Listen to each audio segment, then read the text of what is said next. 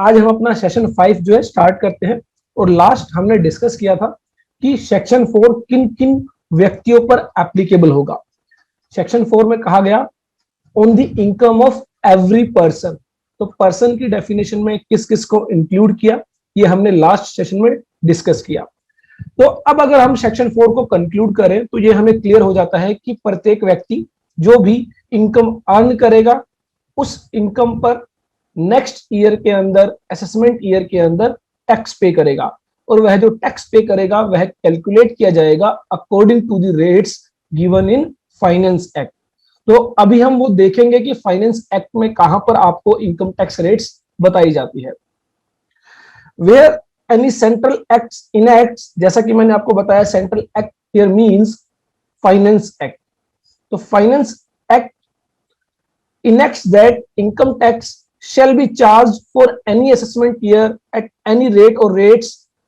Income tax at that rates or those rates shall be charged for that year in accordance with and subject to the provisions of this act in respect of total income of the previous year of every person. तो section 4 हमें यहां पर clear हो जाता है कि प्रत्येक व्यक्ति के ऊपर इनकम टैक्स एप्लीकेबल है, प्रत्येक व्यक्ति को इनकम टैक्स पे करना है। अब बात करते हैं रेट और रेट्स की, कि किस रेट से इनकम टैक्स कैलकुलेट किया जाएगा, किस रेट से इनकम टैक्स पे किया जाएगा। तो इसके लिए आपको जो है एनुअल बेसिस पर जो आपका फाइनेंस एक्ट होता है वो आपको देखना होगा। आप देखते हैं बजट्स जो आते हैं, बजट्स के अंदर आपकी जो इनकम टैक्स स्लैब्स के अंदर कोई चेंज किया जाता है तो वो आपको बताया जाता है और लोग इसको लेकर काफी एक्साइटेड रहते हैं कि इस साल जो है बजट में इनकम टैक्स कितना कम किया गया है। तो ये बेसिकली सभी बातें आपको फाइनेंस एक्ट के अंदर देखने को मिलेगी। फाइनेंस एक्ट आपको ग्रुप के अंदर शेयर कर दिया जाएगा, जहां पर आप देखेंगे कि द फाइनेंस एक्ट 2021, तो दैट मींस असेसमेंट ईयर 21-22 के लिए जो इनकम टैक्स रेट्स एप्लीकेबल होंगी वो आपको फाइनेंस एक्ट 2021 के अंदर बताई जाएंगी। तो यहां पर आप देखेंगे सेक्शन 2 जो फाइनेंस एक्ट का यह सेक्शन है, ये बात ध्यान रखें कि फाइनेंस एक्ट एक कानून है तो उसके अंदर अपने सेक्शंस हैं, जहां पर यह बताया गया कि subject to the provision of sub section 2 and 3 for the assessment year commencing on the first day of April 21, income tax shall be charged at the rates specified in part 1 of the first schedule। तो हमने जब initially आपके साथ discuss किया था components of income tax, तब भी मैंने आपको बताया था कि फाइनेंस एक्ट के अंदर जो आपका फर्स्ट शेड्यूल होता है उसको 4 पार्ट्स में डिवाइड किया जाता है। फर्स्ट पार्ट के अंदर आपको इनकम टैक्स रेट्स बताई जाती है for the current assessment year. Second part के अंदर आपको जो है टीडीएस रेट्स बताई जाती है। तो वहां पर हमने डिस्कस किया था आपके साथ और यहां पर भी यही बात बताई गई है कि part 1 of the first schedule के अंदर जो रेट्स दी गई है उसके अकॉर्डिंगली इनकम टैक्स चार्ज किया जाएगा for the assessment year which starts from the first day of April 21। तो हमारा असेसमेंट ईयर 21-22 1 अप्रैल 21 से स्टार्ट हो रहा है, 31 मार्च 2022, 31 मार्च 2022 को यह एंड होगा। तो ऐसे में जो फाइनेंस एक्ट 2021 के अंदर जो रेट्स दी जाएंगी वो एप्लीकेबल रहेंगी फॉर द असेसमेंट ईयर 21-22। साथ ही कहा गया and such tax shall be increased by a surcharge। एक सरचार्ज से जो आपकी टैक्स लायबिलिटी है उसको इंक्रीज किया जाएगा। सरचार्ज हम अपने आने वाले सेशन में बहुत डिटेल में डिस्कस करेंगे। For the purpose of the union calculated in each case in the manner provided therein. तो बेसिकली फाइनेंस एक्ट ने ये कहा कि जो फर्स्ट शेड्यूल दिया गया उसमें जो पार्ट 1 दिया गया है वहां पर इनकम टैक्स रेट्स बताई गई है। तो इसी फाइनेंस एक्ट को जब आप नीचे की तरफ स्क्रॉल करेंगे तो आपको लास्ट में जो है काफी सारे शेड्यूल्स दिए जाएंगे और उन शेड्यूल्स में जो आपका फर्स्ट शेड्यूल होगा उसमें आपकी इनकम टैक्स रेट्स आपको बताई गई है। तो यहां पर मैं आपको फर्स्ट शेड्यूल, सेकंड शेड्यूल और ये रहा आपका first schedule.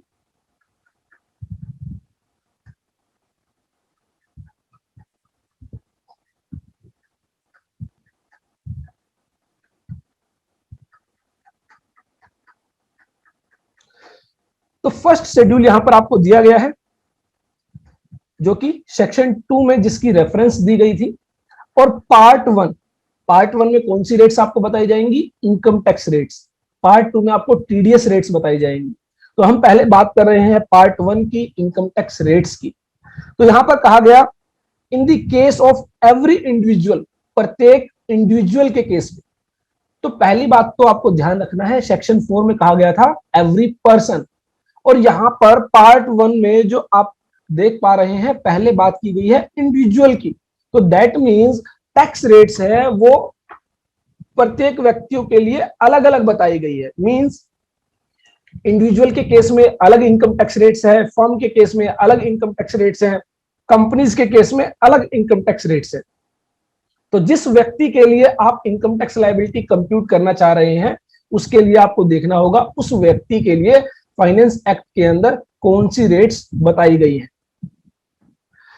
In the case of every individual other than the individual referred to in items 2nd and 3rd, or Hindu unwedded family or association of person or body of individual, whether incorporated or not, or every artificial judicial person referred to in subclause 7 of clause 31 of section 2. Section 2 close 31 हमने read किया था, और वहां पर 7th part में आपको बताया गया था आर्टिफिशियल जुडिशियल पर्सन। तो यहां पर बेसिकली क्या कहा गया है कि सेकंड और थर्ड पॉइंट में जो व्यक्ति बताए गए हैं, बेसिकली उनमें आपकी पार्टनरशिप फर्म और कंपनीज को बताया गया है। तो यहां पर कहा गया है कि उनके अलावा individual, HUF, AOP, BOI, artificial judicial person, AJP, इनके केसेस में जो नीचे दी गई इनकम टैक्स रेट्स हैं वो एप्लीकेबल होंगी। तो एक बहुत बड़ा सवाल जो बार बार पूछा जाता है कि सर एसोसिएशन ऑफ पर्संस के लिए कौन सी इनकम टैक्स रेट्स दी गई हैं? तो एओपी के केस में, बीओआई के केस में, आर्टिफिशियल जुडिशियल पर्सन के केस में वही इनकम टैक्स रेट्स दी गई हैं जो एक इंडिविजुअल और एचयूएफ पर एप्लीकेबल होती है। तो जब आप किसी एओपी, बीओआई, एजेपी के लिए अगर इनकम टैक्स लायबिलिटी कंप्यूट कर रहे हैं, तो आप वही टैक्स रेट्स अप्लाई करेंगे जो आप इंडिविजुअल या फिर एचयूएफ के लिए अप्लाई करते हैं। और रेट्स क्या दी गई? रेट्स ऑफ इनकम टैक्स बताया गया where the total income does not exceed 2,50,000 the tax will be nil. 2,50,000 रुपए तक अगर टोटल इनकम है तो आपको कोई भी टैक्स पे नहीं करना। यहां पर वर्ड यूज किया गया है, अगर आप ध्यान से देखेंगे, टोटल इनकम। और अगेन मैंने आपको बताया था total income means gross total income, GTI, minus deductions, और उसके बाद आपकी आती है टोटल इनकम। और ग्रोस टोटल इनकम मैंने क्या बताया था? 5 हेड्स ऑफ इनकम का जो टोटल है वो आपका ग्रोस टोटल इनकम कहलाता है। तो इसका मतलब जो भी व्यक्ति इनकम अर्न करेगा, सबसे पहला हमारा काम क्या होगा? पहले हम उसको 5 हेड्स में कैटेगराइज करेंगे। 5 हेड्स में जो इनकम आएगी उसका टोटल करेंगे, उस टोटल में से हम डिडक्शंस माइनस करेंगे, और उसके बाद जो आता है उसको टोटल इनकम कहेंगे, और उस पर हम इनकम टैक्स कंप्यूट करेंगे। डिडक्शंस कौन कौन सी होती है आने वाले सेशंस में डिस्कस करेंगे। 5 हेड्स में इनकम कैसे क्लासिफाई की जाती है, कैसे कंप्यूट की जाती है, आने वाले सेशंस में डिस्कस करेंगे।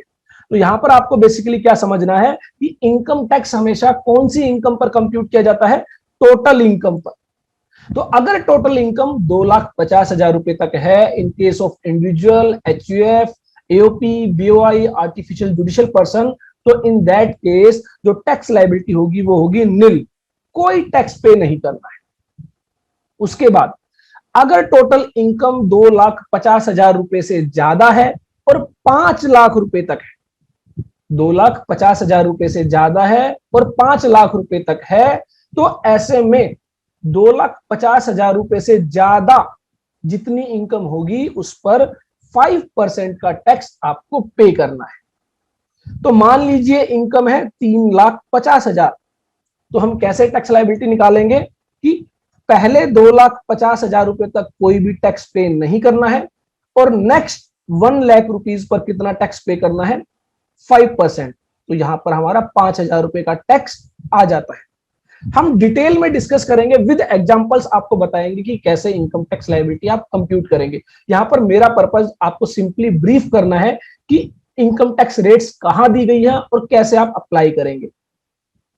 उसके बाद where the total income exceeds 5 lakh but up to ₹10 lakh, तो 5 लाख रुपए से ज्यादा इनकम है और 10 लाख रुपए तक है, तो ऐसे में जितनी इनकम 5 लाख रुपए से ज्यादा होगी उस पर 20% का टैक्स रेट अप्लाई होगा। तो अब मान लीजिए किसी की इनकम है 8 लाख रुपीस, तो 8 लाख रुपीस को हम क्या करेंगे, 3 पार्ट्स में डिवाइड करेंगे। पहले 2,50,000 रुपए तक कोई भी टैक्स पे नहीं करना, और नेक्स्ट जो स्लैब आती है 2,50,000 रुपए से लेकर 5 लाख रुपए तक, तो उसमें हमें नेक्स्ट 2,50,000 रुपए पर 5% का टैक्स पे करना है, 12,500 रुपए।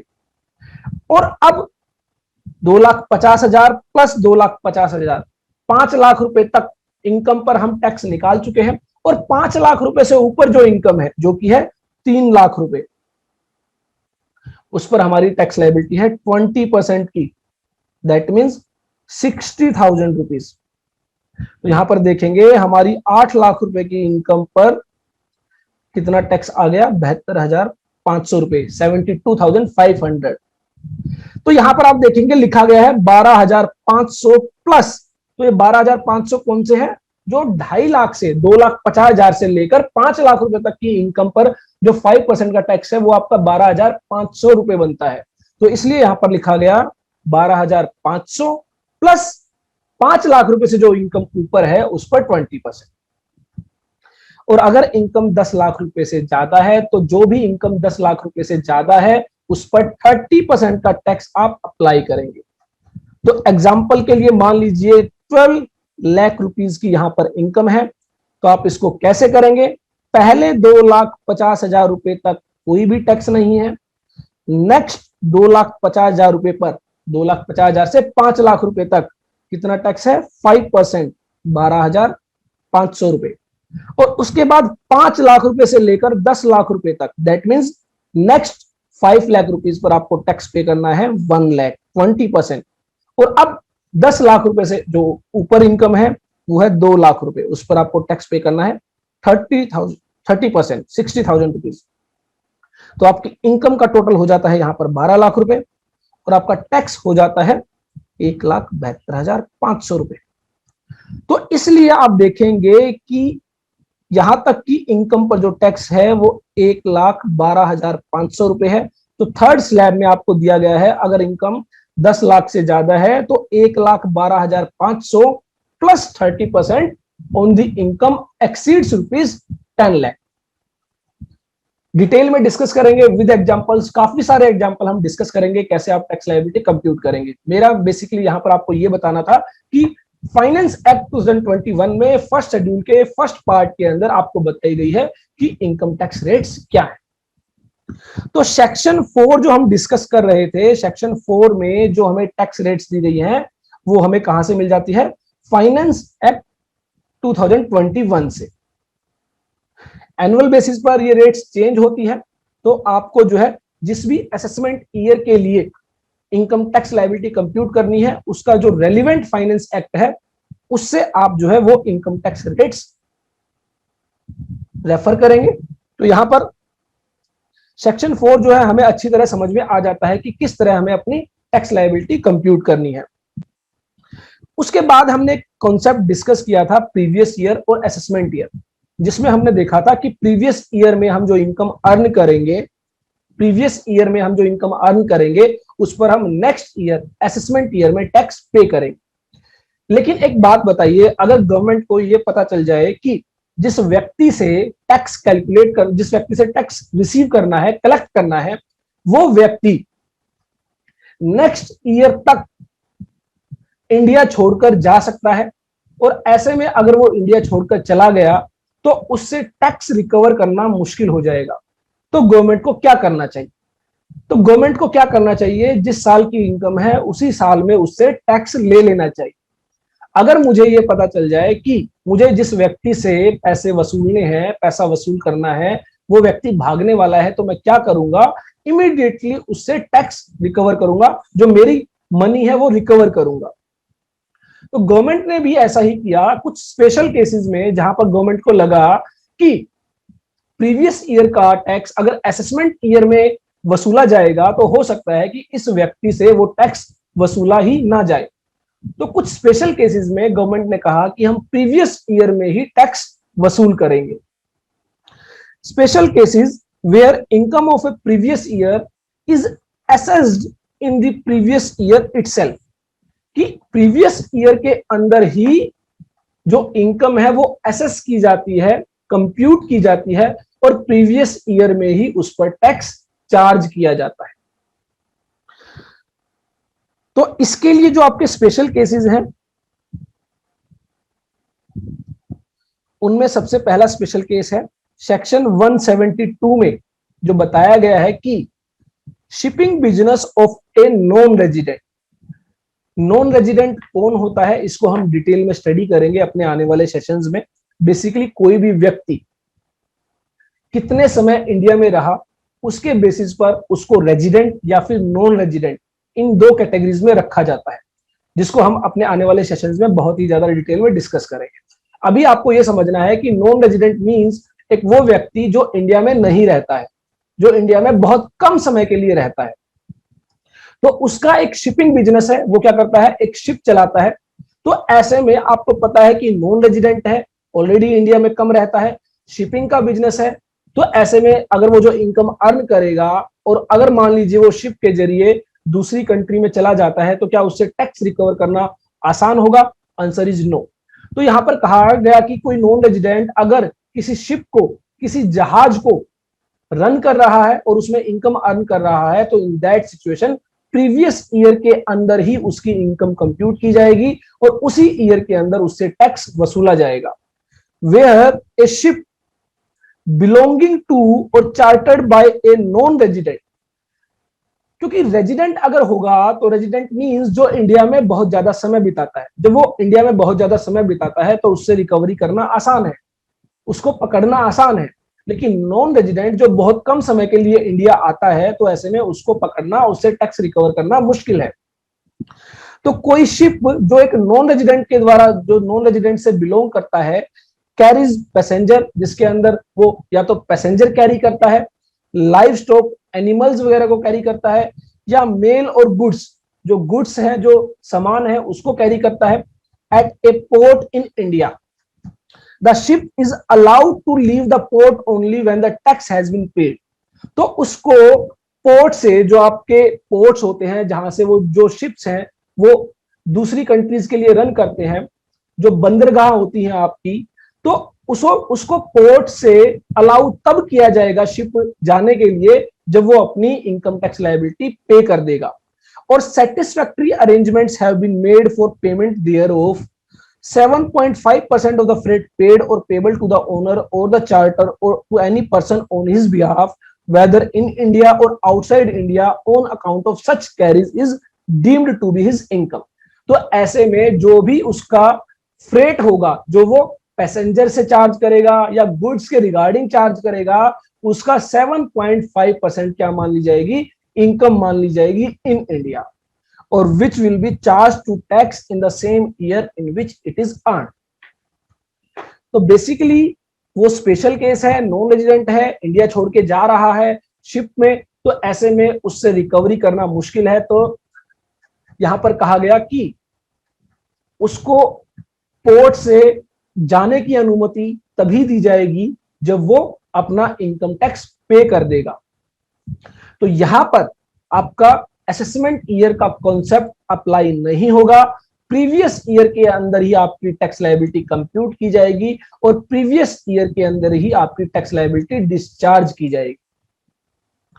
उसके बाद पर्सन लिविंग इंडिया, तो सीधा सा पता चल रहा है कोई व्यक्ति जो है इंडिया को छोड़कर जा रहा है। सेक्शन 174 में जो है आपको बताया गया है कि अब इनकम टैक्स ऑफिसर को अगर ये लगता है कि एक इंडिविजुअल है और वो इंडिया छोड़ के जा रहा है और उसके जो अगेंस्ट कोई इनकम टैक्स लायबिलिटी है, तो ऐसे में उसको जब तक इंडिया छोड़कर जाने नहीं दिया जाएगा जब तक वो अपनी इनकम टैक्स लायबिलिटी पे ना कर दे। Where it appears to the assessing officer that any individual may leave India during the current assessment year or shortly after its expiry and he has no present intention of returning to India।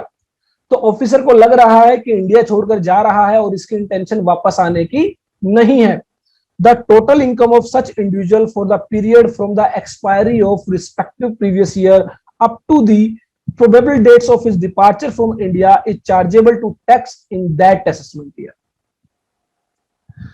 तो basically officer को लग रहा है कि कोई व्यक्ति है वो इंडिया छोड़कर जा रहा है, उसकी इंटेंशन वापस आने की नहीं है, तो जिस डेट से वो इंडिया छोड़कर जा रहा है उस डेट तक की इनकम कंप्यूट की जाएगी और उस पर जो इनकम टैक्स है वो चार्ज किया जाएगा।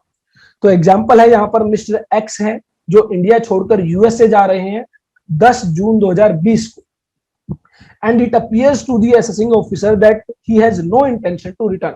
और जो असेसिंग ऑफिसर है उसको पता है कि इसकी इंटेंशन वापस आने की नहीं है। तो before living India mister x may be asked to pay income tax on the income earned during the year 1920 as well as the total income earned during the year 1st of April 22 to 10th of June 2021 sorry. तो अगर assessing officer को पता है वो previous year का tax तो मांगेगा ही मांगेगा जो आपका प्रीवियस ईयर 1920 का है, और करंट असेसमेंट ईयर में भी जो उसने इनकम अर्न की है 1/4/2020 से लेकर 10 जून 2020 तक, उसका भी टैक्स जो है करंट असेसमेंट ईयर में ही उसको पे करना होगा। अगर मान लीजिए उसकी इंटेंशन इंडिया छोड़ने की नहीं होती तो 1 जून 20 से लेकर 10 जून 20 तक जो उसने पैसा अर्न किया है उसका टैक्स उसे असेसमेंट ईयर 2021-22 में पे करना होता। लेकिन यहां पर जो प्रीवियस ईयर है 2021, उसी ईयर के अंदर ही ये टैक्स उसको पे करना पड़ेगा।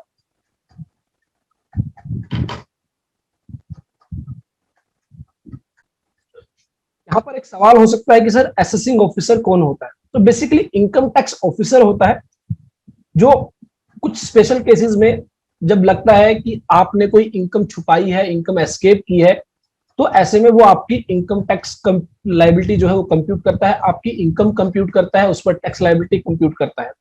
तो बेसिकली असेसिंग ऑफिसर है।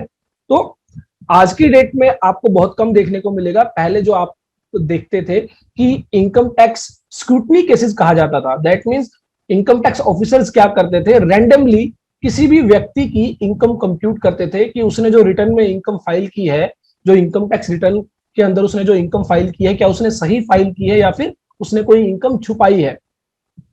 तो ऐसे में अगर उसने कोई इनकम छुपाई होती है तो उस पर क्या किया जाता है, उस पर उससे इनकम टैक्स लायबिलिटी तो ली ही जाती है जो इनकम छुपाई, उसके अलावा उस पर इंटरेस्ट पेनल्टी भी लगाई जाती है। तो बेसिकली इनकम टैक्स ऑफिसर होता है जो आपकी इनकम कंप्यूट करता है और उस पर इनकम टैक्स लायबिलिटी कंप्यूट करता है अगर उसको लगता है कि आपने कुछ छुपाया है। तो स्पेशल केसेस में उसके अलावा एओपी और बीओआई, आर्टिफिशियल जुडिशियल पर्सन। तो मैंने बताया था कि जब कोई कंपनी या पार्टनरशिप फर्म ना बनाकर एज ए ग्रुप काम किया जाता है तो उसको एओपी और बीओआई कहा जाता है। और कोई ऐसा व्यक्ति जो ना तो इंडिविजुअल है, ना ही एचयूएफ है, ना ही कंपनी है, ना ही फर्म है, ना ही एओपी है, बीओआई है, तो ऐसे में वो आर्टिफिशियल जुडिशियल पर्सन की कैटेगरीज में रखा गया है। तो अब मान लीजिए अगर आपको पता चले कि एक ग्रुप बनाया गया और वो जो ग्रुप बनाया गया वो एक पर्टिकुलर इवेंट के लिए बनाया गया। मान लीजिए मैं हूं और एक पार्टनरशिप फर्म है एबीसी, एबीसी पार्टनरशिप फर्म, और मैंने एक ग्रुप बनाया, एक एसोसिएशन ऑफ पर्सन बनाई और एक इवेंट ऑर्गेनाइज की। और मान लीजिए उस इवेंट की जो पीरियड है वो सिर्फ 10 डेज है। 10 डेज के अंदर हम वो इवेंट ऑर्गेनाइज करेंगे, कंडक्ट करेंगे और उससे जो भी इनकम आएगी वो हम डिस्ट्रीब्यूट करेंगे। तो अब मान लीजिए आपको ये पता हो कि ये जो एओपी बनाई गई है ये एक पर्टिकुलर इवेंट के लिए बनाई गई है और इस इवेंट के खत्म होने के बाद ये एओपी जो है, जो व्यक्ति इसके अंदर इंक्लूड है, मनोज गुप्ता और वो जो पार्टनरशिप फर्म है उसको ट्रेस करना मुश्किल है। तो ऐसे में पर्टिकुलर इवेंट के लिए जो बनाई गई एओपी है या बीओआईज है उनसे करंट ईयर के अंदर ही टैक्स वसूला जा सकता है। सेक्शन 174 ए यह हमें बताता है if an AOP BOI etcetera is formed और established for a particular event और purpose and the assessing officer apprehends that the AOP BOI is likely to be dissolved in the same year or in the next year, he can make assessment of the income up to the date of dissolution as income of the relevant assessment year. तो assessing officer को लगता है कि जिस year में यह AOP BOI बनाई गई है इसी ईयर में यह डिसोल्व हो जाएगी, मींस खत्म हो जाएगी या फिर नेक्स्ट ईयर में डिसोल्व हो जाएगी, तो ऐसे में वो क्या कर सकता है, करंट ईयर के अंदर ही टैक्स रिकवर कर सकता है। एग्जाम्पल है red flags is an AOP formed on 14th of November 2020। 14 नवंबर 2020 को एक एओपी बनाई गई for a limited purpose of organizing a musical concert. तो एक कंसर्ट ऑर्गेनाइज करने के लिए एक एओपी बनाई गई। The AOP is likely to be dissolved after the concert. तो जैसे ही वो कंसर्ट खत्म होगा, जैसे ही वो इवेंट खत्म होगी, उसके बाद क्या होगा, ये एओपी क्या कर दी जाएगी, डिसॉल्व कर दी जाएगी, खत्म कर दी जाएगी। In such case, the assessing officer can make the assessment for the income earned from that event or for that period। तो उस पीरियड से या उस इवेंट से जो भी इनकम उस एओपी ने अर्न की होगी वो क्या है, उसी ईयर के अंदर इनकम टैक्स ऑफिसर के द्वारा उस पर जो टैक्स लायबिलिटी होगी वो रिकवर कर ली जाएगी। उसके बाद सेक्शन 175 में स्पेशल केस दिया गया, person likely to transfer property to avoid tax. तो अगर ऑफिसर को लगता है कि कोई व्यक्ति किसी एसेट को, किसी प्रॉपर्टी को ट्रांसफर करने वाला है to avoid the tax, tax avoid करने के लिए, तो ऐसे में ऑफिसर जो है करंट ईयर के अंदर ही उस टैक्स लायबिलिटी को रिकवर कर सकता है। तो यहां पर एक एग्जांपल दिया गया है, assessing officer is informed that, assessing officer को पता चला कि मिस्टर एक्स जो है वो एक डिफॉल्टर है, जिन्होंने बैंक से कोई लोन वगैरह लिया होगा उसका डिफॉल्ट किया है, is likely to sell all his luxury cars on 2nd of October 2020। कि जो मिस्टर एक्स के पास लग्जरी कार हैं वो 2 अक्टूबर 2020 को क्या करने वाला है, उनको बेचने वाला है, with a view to avoid payment of income tax, income tax को अवॉइड करने के लिए। In such case the assessing officer can commence proceeding to tax the income of the year commencing from 1st of April 20 to 2nd of October 2020। तो 1 अप्रैल से लेकर 2 अक्टूबर 2020 तक उसने जितनी भी इनकम अर्न की होगी उस पर करंट प्रीवियस ईयर के अंदर ही टैक्स रिकवर किया जा सकता है। मान लीजिए मैं हूं, मैंने मेरा अच्छा खासा जो है बिजनेस है, अच्छी खासी इनकम मैं अर्न करता हूं, लेकिन मैंने बैंक से लोन लिया था और किसी वजह से मैं डिफॉल्टर डिक्लेयर कर दिया गया, मेरे बिजनेस के अंदर लॉस हो गया, कोई भी चीज हो गया, तो ऐसे में मैं डिफॉल्टर हो चुका हूं और जो असेसिंग ऑफिसर है उसको लगता है कि जो उसकी टैक्स लायबिलिटी है वो पे नहीं कर पाएगा। और मान लीजिए मेरे पास कोई एसेट्स है, मैं प्रॉपर्टीज है उनको सेल करूंगा, तो सेल करने के बाद मैं क्या करूंगा, मेरी जो लायबिलिटी है मैं उनको डिस्चार्ज करूंगा, और ऑफिसर को लगता है कि मैं जो टैक्स की रिकवरी है वो नहीं हो पाएगी, तो ऑफिसर क्या कर सकता है, उस पर्टिकुलर पीरियड के लिए इनकम कंप्यूट कर सकता है और उस पर जो टैक्स है वो रिकवर कर सकता है अंडर सेक्शन 175। उसके बाद डिसकंटिन्यूड बिजनेस, सेक्शन 176। सेक्शन 176 में यह बताया गया है कि अगर आप कोई बिजनेस रन कर रहे थे और किसी वजह से आप उसको डिसकंटिन्यू कर रहे हैं, तो मान लीजिए मैं 2nd of November 2020 को जो है बिजनेस डिसकंटिन्यू कर रहा हूं, तो ऐसे में 1 अप्रैल 2020 से लेकर 2 नवंबर 2020 तक की जो इनकम है उस पर जो टैक्स है वो सेम करंट प्रीवियस ईयर में ही रिकवर किया जा सकता है। ऑफिसर को लगता है बिजनेस डिसकंटिन्यू कर दिया है, इनकम टैक्स लायबिलिटी जो है वो आगे रिकवर नहीं हो पाएगी, तो ऐसे में वो सेम ईयर के अंदर ही इनकम कंप्यूट करेगा और उस पर जो है टैक्स लायबिलिटी कंप्यूट करेगा और रिकवर करेगा। देखिए जनरली क्या होता है, अब आप सोचते होंगे कि बहुत सारे लोग तो बिजनेस ऐसे क्लोज करते हैं, उनको तो करंट ईयर में टैक्स पे नहीं करना पड़ता। सभी केसेस में ऐसा नहीं होगा। जहां असेसिंग ऑफिसर को लगता है कि वो टैक्स रिकवर नहीं कर पाएगा, उन सिचुएशन में वो इन सेक्शंस की जो हेल्प से उस इनकम टैक्स लायबिलिटी को रिकवर कर सकता है। आज मैं कोई बिजनेस कर रहा हूं, मैं डिसकंटिन्यू कर रहा हूं, तो ऐसी बात नहीं है कि कल ही जो है असेसिंग ऑफिसर मेरे पास आएगा और मेरी इनकम कंप्यूट करेगा और मुझसे इनकम टैक्स की लायबिलिटी रिकवर करेगा। नहीं, मेरी जो इनकम है उस पर मैं नेक्स्ट जो मेरा जो असेसमेंट ईयर होगा उसी में टैक्स पे करूंगा। लेकिन किसी वजह से असेसिंग ऑफिसर की नॉलेज में आता है कि मेरा बिजनेस बंद हो गया है और मेरी अच्छी खासी इनकम टैक्स लायबिलिटी है और भविष्य में वो रिकवर नहीं हो पाएगी, तो in that situation assessing officer may take action and recover such income tax liability under section 176। पर ऐसा जनरली नॉर्मली आपको देखने को नहीं मिलेगा। बहुत रेयर सिचुएशन में जहां पर लगता है कि अच्छी खासी इनकम टैक्स लायबिलिटी है और बिजनेस डिसकंटिन्यू हो रहा है और आगे रिकवरी नहीं हो पाएगी। मेन बात क्या है, जब ऑफिसर को लगता है कि in future recovery is not possible in the assessment year, in that situation वो जो है करंट ईयर के अंदर ही इनकम कंप्यूट करेगा और इनकम टैक्स लायबिलिटी रिकवर करेगा। The assessing officer is informed during the course of assessment by X Private Limited that they have discontinued their business from 31st May 2020। तो एओ को पता चला, assessing officer को पता चला कि जो एक्स प्राइवेट लिमिटेड है वो 31 मई 2020 से क्या कर रही है, अपने बिजनेस को डिसकंटिन्यू कर रही है। In such case the assessing officer may exercise his discretion and tax the income of the company from April 20 to May 20 during the assessment year 2021।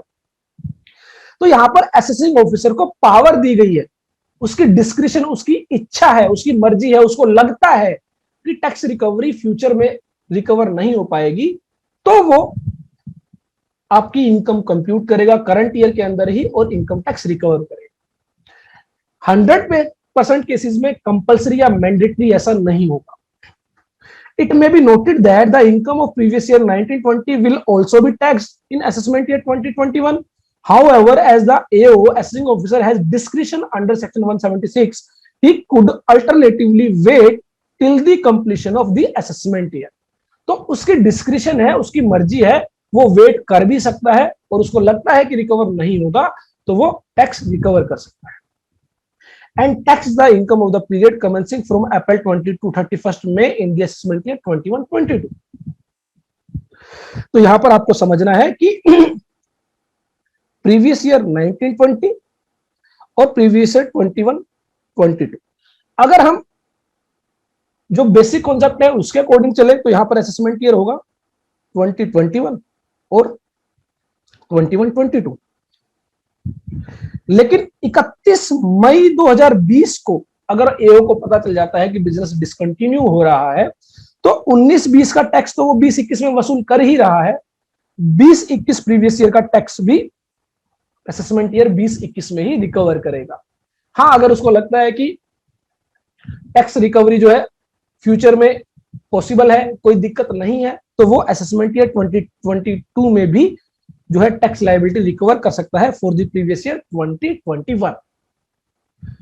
तो ये बेसिकली वो स्पेशल केसेस थे जहां पर जो है प्रीवियस ईयर के अंदर ही आपकी जो इनकम टैक्स लायबिलिटी है वो कंप्यूट की जाती है और इनकम टैक्स रिकवर किया जाता है by the assessing officer. The income of an SSC for a previous year is charge to income tax in the assessment year following the previous year. For instance, income of previous year 2021 is assessed during 21-22. Therefore, 21-22 is the assessment year for assessment of income of the previous year 2021.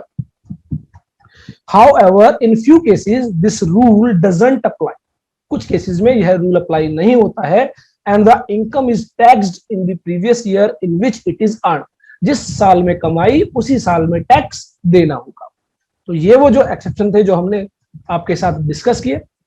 हालांकि generally normally practice में बहुत कम देखने को मिलेगा, लेकिन फिर भी आपकी नॉलेज में रहना चाहिए कि कई बार ऐसा भी हो सकता है कि जिस साल की इनकम हो उसी साल में आपको टैक्स पे करना पड़े। इसके बाद एक और इंपॉर्टेंट कॉन्सेप्ट यहीं पर डिस्कस कर लेते हैं कि जो हमने बात की थी कि इनकम पर टैक्स जो है आपको असेसमेंट ईयर के अंदर पे करना होता है, उसका एक और एक्सेप्शन है। एक और एक्सेप्शन क्या है, जनरली आप देखते हैं, मान लीजिए प्रीवियस ईयर मैं बात कर रहा हूं 21-22 की, जो करंट ईयर जो अभी चल रहा है, प्रीवियस ईयर जिसमें मैं इनकम अर्न कर रहा हूं, उसका असेसमेंट ईयर होगा 21, 22, 23। तो प्रीवियस ईयर 21-22 में मैं जो इनकम अर्न करूंगा, इसका टैक्स मैं 22-23 में पे करूंगा। लेकिन आप देखोगे जैसे जैसे हम सेशंस में आगे बढ़ेंगे, एक कॉन्सेप्ट है एडवांस टैक्स का, एक कॉन्सेप्ट है टीडीएस का, टीसीएस का, जिसको हम डिस्कस करेंगे बहुत ज्यादा डिटेल में। तो एडवांस टैक्स का मतलब है, गवर्नमेंट ये कहती है कि अगर आपकी इनकम ज्यादा है, आपकी इनकम ज्यादा है, तो आप क्या करोगे, नेक्स्ट ईयर में टैक्स पे करोगे, तो एकदम से हो सकता है आप पर जो टैक्स का बर्डन है वो बहुत ज्यादा आ जाए। तो आप एक काम करो, आप कुछ टैक्स एडवांस में ही पे कर दो। जिस साल में पैसा कमा रहे हो ना, उसी साल में थोड़ा सा टैक्स पे कर दो, जिसको कहा गया एडवांस टैक्स। अब हमें कैसे पता चलेगा कि कितना टैक्स बनेगा? तो गवर्नमेंट ने कहा कि आप एक काम करो, रफली अपनी इनकम एस्टिमेट करो। जो आपका प्रीवियस, जो आपका पास्ट है, जो ट्रेंड है, आपकी इनकम जितनी इंक्रीज हो रही है उसके अकॉर्डिंगली आप एक रफली अपना आइडिया लगाओ, एक कंप्यूटेशन बनाओ कि इस साल में आप कितना पैसा कमाओगे। और जितना पैसा आप कमाओगे उस पर क्या करो, फाइनेंस एक्ट के अकॉर्डिंग, सेक्शन 4 के according income tax liability compute करो। अब वो इनकम टैक्स लायबिलिटी आपको लगता है कि 10,000 रुपए से ज्यादा होने वाली है, तो ऐसे में आप एडवांस टैक्स पे करो।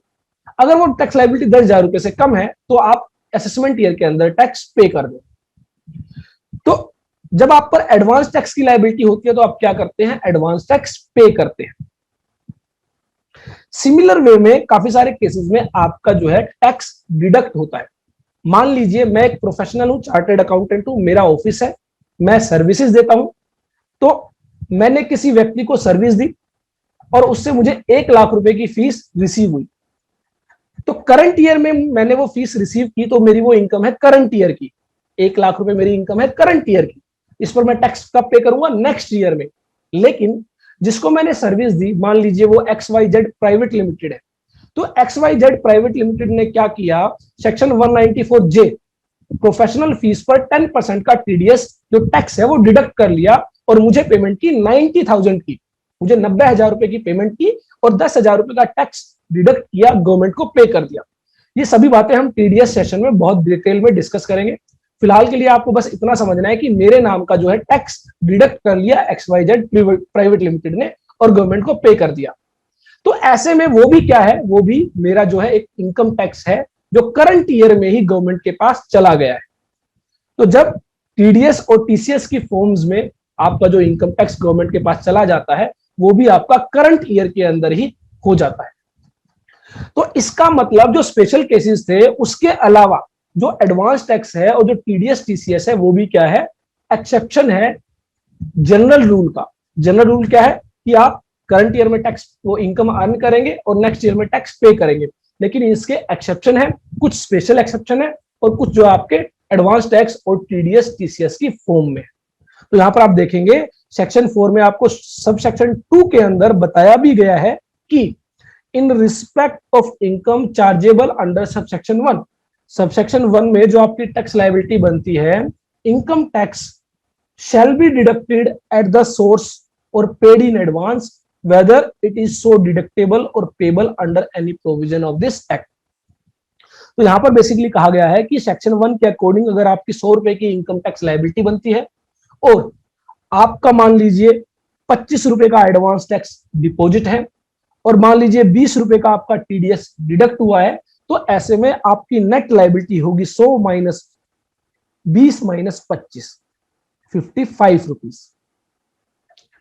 तो बेसिकली सबसेक्शन 2 में कहा गया कि आपकी जो इनकम टैक्स लायबिलिटी है उसको हम कम कर देंगे, उसको हम जो है उसमें से हम डिडक्ट करेंगे। क्या डिडक्ट करेंगे, जो एडवांस टैक्स आपने ऑलरेडी पे कर दिया है या फिर आपका जो टीडीएस टीसीएस है वो आपसे कलेक्ट किया गया है, आपका टीडीएस डिडक्ट किया गया है।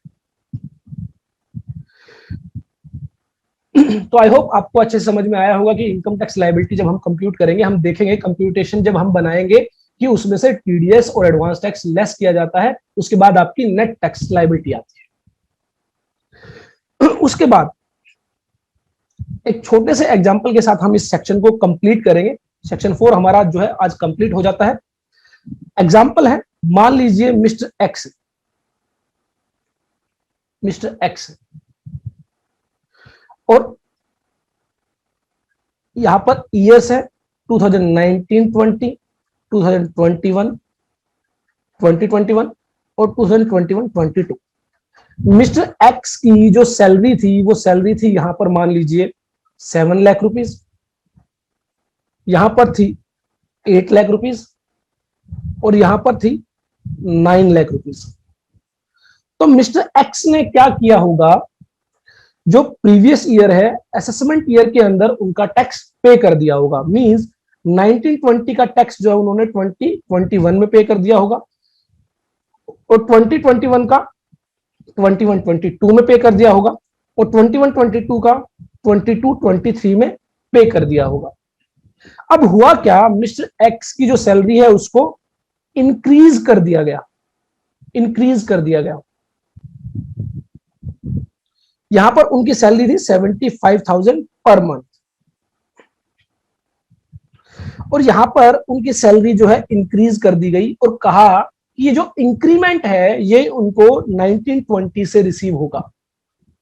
मतलब कि ये जो 75,000 रुपए महीने की सैलरी है ये इनकी 2019-20 से की जा रही है, जिसको बोला जाता है विद रिट्रोस्पेक्टिवली इफेक्ट। हम देखेंगे जब हम इनकम टैक्स में अमेंडमेंट्स को स्टडी करेंगे तो कुछ अमेंडमेंट्स, कुछ बदलाव जो होते हैं कानून के अंदर, जो बदलाव होते हैं कुछ रिट्रोस्पेक्टिव होते हैं, कुछ प्रोस्पेक्टिव होते हैं। मतलब जब किसी कानून को करंट पीरियड के अंदर बदला जाता है और उसका इफेक्ट किसी पिछले पीरियड से, पास्ट से जो है चेंज किया जाता है, लिया जाता है उसका इफेक्ट, तो ऐसे में वो रिट्रोस्पेक्टिव कहलाता है। और आज कोई कानून बदलाव किया गया और उसका इफेक्ट आगे आने वाले किसी डेट से लिया जाएगा तो उसको प्रोस्पेक्टिव अमेंडमेंट कहते हैं। तो सेम वे में यहां पर जो सैलरी इंक्रीज की गई वो विद रिट्रोस्पेक्टिवली इफेक्ट से की गई, मतलब पिछले समय से बढ़ाई गई। आपने देखा होगा जनरली जो गवर्नमेंट एम्प्लॉइज होते हैं उनके केसेस में तो जनरली ऐसा होता रहता है कि उनकी जो सैलरी है उनको इंक्रीज किया जाता है विद रिट्रोस्पेक्टिव इफेक्ट। तो ऐसे में उनकी 1920 की सैलरी जो अगर 75,000 रुपए के हिसाब से हम कंप्यूट करें वो हो जाती है 9 लाख रुपीस, लेकिन यहां पर उन्होंने टैक्स पे किया 7 लाख रुपीस पर, तो इसका मतलब उन्होंने 2 लाख रुपीस पर टैक्स पे नहीं किया। सेम वे में 2021 के अंदर भी उनकी इनकम हो जाती है 9 लाख रुपीस, लेकिन उन्होंने टैक्स पे किया 8 लाख रुपीस पर और यहां पर उन्होंने 1 लाख रुपीस पर टैक्स पे नहीं किया। उनको पता चला इन द ईयर 21-22। तो अब बात आई, क्या इस 2 लाख रुपए पर, इस 1 लाख रुपए पर जो है टैक्स जो है वो 21-22 प्रीवियस ईयर में देना होगा, मींस असेसमेंट ईयर 22-23 में देना होगा या नहीं देना होगा? क्योंकि जब आप देखेंगे सेक्शन 4 कहता है कि प्रीवियस ईयर में आपने जो अर्न किया उस पर टैक्स पे करना है, लेकिन यहां पर हम देख रहे हैं ये जो 2 लाख रुपए है, ये जो 1 लाख रुपए है, ये पास्ट पीरियड से रिलेट करते हैं, ये प्रीवियस ईयर 21-22 से रिलेट नहीं करते हैं। तो ऐसे में इन 3 लाख रुपए पर टैक्स कैसे वसूला जाए? क्योंकि अगर आप सेक्शन 4 को देखेंगे तो सेक्शन 4 कहता है कि प्रीवियस ईयर में जो पैसा कमाया, तो अगर मैं बात करूं असेसमेंट ईयर 22-23 की, जिसका प्रीवियस ईयर है 21-22, तो 21-22 में जो मैंने कमाया उस पर मैं टैक्स पे करूंगा 22-23 में। लेकिन ये जो इनकम है 2 लाख रुपए की, 1 लाख रुपए की, ये मेरी 21-22 प्रीवियस ईयर की इनकम नहीं है, ये आपकी इनकम है प्रीवियस ईयर 1920 की और प्रीवियस ईयर 2021 की। तो ऐसे में इस पर टैक्स कैसे चार्ज कर सकता है? तो इसके लिए, इस सिचुएशन के लिए एक प्रोविजो ऐड किया गया, प्रोवाइजो कह सकते हैं, प्रोविजो कह सकते हैं, कुछ काफी सारे लोगों की अलग अलग प्रोनाउंसिएशन है इसको लेकर। तो ऐसे में प्रोवाइजो इंसर्ट किया गया। प्रोवाइजो बेसिकली होता है किसी जो बात कॉमनली जो बात की गई है उससे हटकर अगर कोई बात कहनी है उसी के रिलेट में, उसी को रिलेट करने के लिए तो आप जो है प्रोवाइजो जो है वहां पर आप देखेंगे।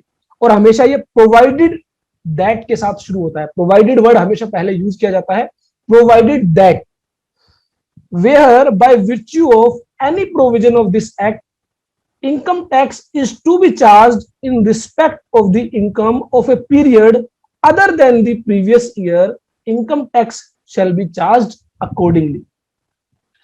तो प्रीवियस ईयर्स के अलावा अगर कोई इनकम है, प्रीवियस ईयर के अलावा अगर कोई इनकम है तो उस पर भी क्या किया जाएगा, इनकम टैक्स प्रोविजंस के अकॉर्डिंगली इनकम टैक्स चार्ज किया जाए।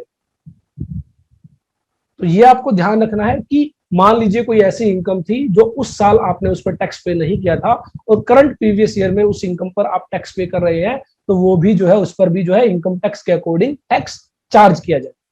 हालांकि इसके रिगार्डिंग कुछ रिलीफ भी दी जाती है जिसको हम अपने आने वाले सेशंस में डिस्कस करेंगे। तो सेक्शन 4 हमारा यहाँ पर कंप्लीट हो जाता है। सेक्शन 4 बेसिकली अगेन मैं इसको समराइज करूं तो बात कहता है कि प्रीवियस ईयर में जो भी आप इनकम अर्न करोगे उस पर नेक्स्ट असेसमेंट ईयर के अंदर आप जो है टैक्स पे करोगे। फाइनेंस एक्ट के अंदर जो है आपकी इनकम टैक्स रेट्स आपको बताई गई है, उन रेट्स के अकॉर्डिंगली आप क्या करेंगे, इनकम टैक्स लायबिलिटी कंप्यूट करेंगे और उस इनकम टैक्स लायबिलिटी में से अगर आपने कोई एडवांस टैक्स पे किया है या अगर आपको कोई टीडीएस डिडक्ट हुआ है उसको आप लेस करेंगे। और अगर प्रीवियस पीरियड्स की कोई इनकम है, पास्ट की कोई इनकम है, उसको भी आप जो है इनकम टैक्स प्रोविजंस के अकॉर्डिंगली उस पर भी जो है इनकम टैक्स चार्ज करोगे। तो सेक्शन 4 हमारा कंप्लीट हो जाता है। आई होप आपको अच्छे से समझ में आया होगा। प्रीवियस ईयर असेसमेंट ईयर का कॉन्सेप्ट आपको बिल्कुल क्लियर रखना है क्योंकि आगे आने वाले हमारे जितने भी कॉन्सेप्ट्स रहेंगे, जितने भी प्रैक्टिकल वर्कशॉप्स रहेंगी, उनमें आज जो है आप जनरली नॉर्मली असेसमेंट ईयर को ही देखोगे। तो आज का सेशन यही एंड करते हैं। आज के सेशन के रिगार्डिंग आपका कोई भी डाउट है, कोई भी क्वेरी है तो आप जो है ग्रुप के अंदर शेयर कर सकते हैं। फाइनेंस एक्ट की पीडीएफ फाइल ग्रुप के अंदर आपके साथ शेयर कर दी गई है, तो मेक श्योर वहां से आप उसको डाउनलोड कर सकते हैं।